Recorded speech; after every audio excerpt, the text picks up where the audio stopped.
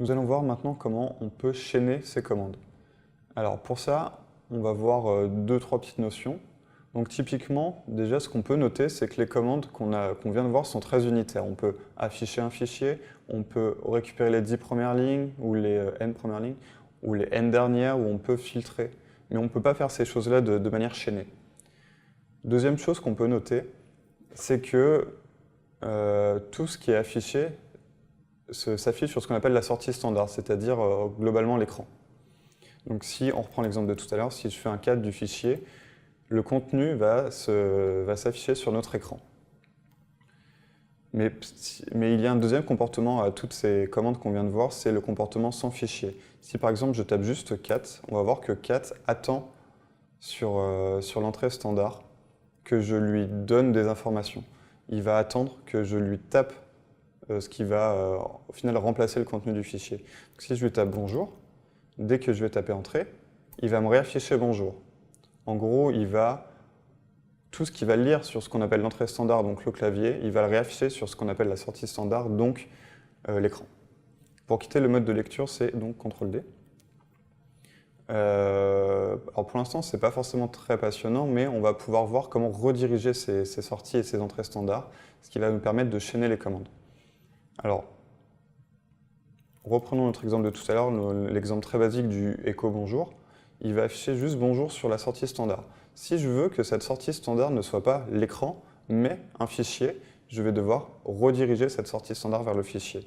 Donc pour ça, on utilise le caractère chevron droite, qui au final va dire, au lieu d'afficher à l'écran, affiche dans le fichier qui est passé en paramètre après. Donc si je fais echo bonjour, redirection droite à output, il ne va rien se passer sur l'écran. Par contre, si on regarde, le fichier output a été créé, et si on regarde son contenu, il y a bien bonjour.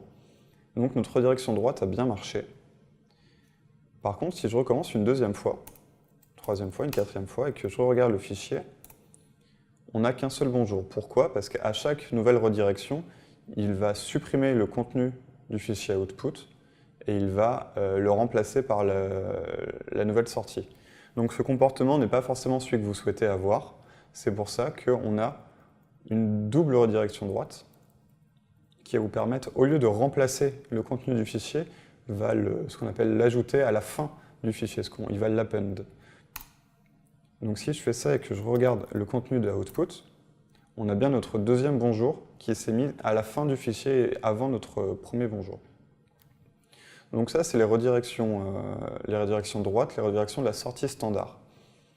On peut rediriger l'entrée standard également. Donc si je fais un cat, au lieu de devoir taper sur l'écran, enfin sur le clavier pour lui donner quelque chose à lire, je peux rediriger un fichier sur son entrée standard. Donc là, qu'est-ce qu'il va faire? Au lieu de lire sur le clavier, il va lire dans le fichier. Donc en fait, cette syntaxe est équivalente à celle-ci, sauf que ce n'est pas la même façon de faire. Là, il va ouvrir le fichier. Là, il va continuer à lire sur l'entrée standard, sauf qu'on lui a, entre guillemets, feinté son entrée standard pour que ça soit le fichier. Donc à partir de là, qu'est-ce que vous allez pouvoir faire? Vous voyez que par exemple, la fonction cat, au lieu de l'afficher sur la sortie standard, vous allez pouvoir le rediriger vers quelque chose. Ce qui serait pratique, c'est que vous puissiez le rediriger vers une autre commande. C'est là où le symbole pipe arrive. Si on fait un cat et qu'on le pipe vers grep Mathieu, il va nous afficher que les Mathieu. Donc qu'est-ce qui s'est passé? La commande cat, au lieu d'écrire sur la sortie standard, va écrire dans le pipe au final, et grep, au lieu de lire sur l'entrée standard, va lire dans le pipe.